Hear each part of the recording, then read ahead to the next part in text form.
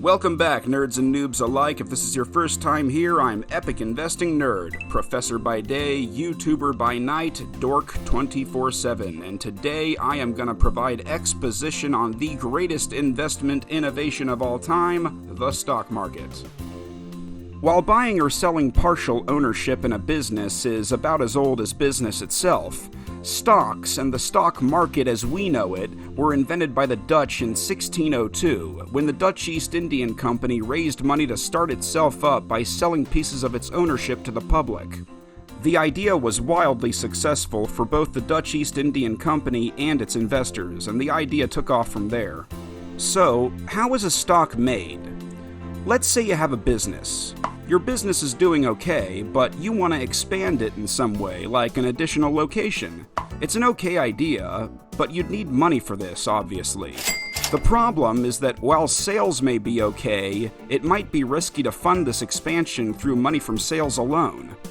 What if sales decrease, or a recession hits, or some unforeseen emergency happens? You could take out a loan, but that'd put you in debt, and nobody likes that. There is another option. You could sell part of your ownership in the business to the public, and this begins the process of how a stock is born. Now, it's rare that a business sells partial ownership to the public directly. Most of the time, what happens is you go to an investment bank. Long story short, you and the bankers will negotiate how much money partial ownership in your business should sell for, and how much ownership you get and how much they get. Once you've all reached an agreement of how much your business is worth, the ownership is divided up into pieces. How many pieces? 2, 10, 100? Nope. The answer is millions. The ownership of your business will be chopped up into millions of little pieces. And now, the investment bank shares a large amount of ownership with you. Now, this is where it gets interesting. Ever since 1602, when this all started, the investment bank can go, "Hey everyone, I got some ownership of the business here, I'll sell you some." And anyone who buys can also say, "Hey, everyone else, I got some too, I'll sell you some also." Now bear in mind, when you buy stock in a company, that company gets nothing. This is a common misconception that a lot of noobs make. If you're boycotting a company, it's still okay to buy their stock. Why? Because you're not buying it from them, and they're not getting the money. You're buying it from some other guy who's selling, and he bought it from some other guy who was selling it from some other guy who was selling it from the investment bank. Similarly, if there's a floundering company that you love and don't want to go out of business, the worst thing you could do for yourself or them is buy their shares on the stock market. You can hurt or help a company by buying or boycotting their goods and services, but buying or boycotting their stock does nothing for them. Anyone who owns even one of these little pieces of ownership shares ownership with you.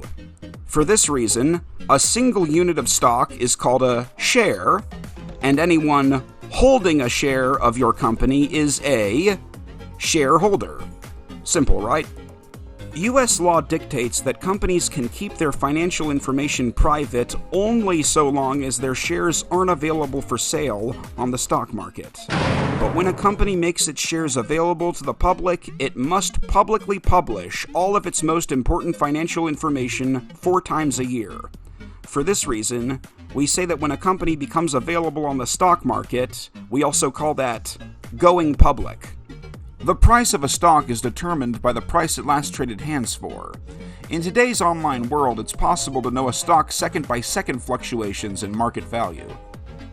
But in future videos, I'll explain why it's fruitless and actually harmful to worry about a stock's short-term fluctuations.